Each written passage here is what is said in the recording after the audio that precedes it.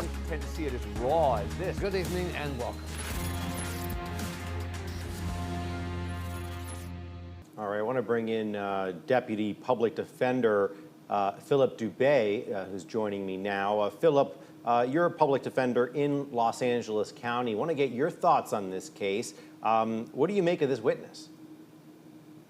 Well, it's like Nima said, they have a very estranged relationship, and quite frankly, it doesn't sound like there was really much of a love lost between the two of them. They had no relationship whatsoever. But I will say, to be fair to Mr. Redwine, the defendant, Mark Redwine, that unless they have a recording of the conversation between Brandon and the father where he is uttering the words blunt force trauma, I have a hard time believing that this young man heard that phrase from the defendant. Short of Mr. Redwine being a paramedic or an ME himself or working in the medical profession, blunt force trauma is not a layman's term. It is a medical term of art, and it's used uniquely in forensics by medical examiners when determining cause and manner of death.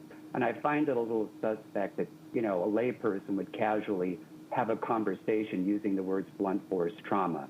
It sounds like Brandon may have heard those words elsewhere and is somehow trying to impute it to his father.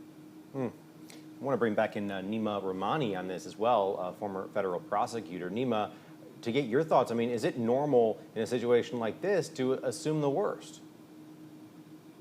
Well, this is a tough case. Again, it's a circumstantial case. There is some direct evidence, the blood evidence that we heard in the living room.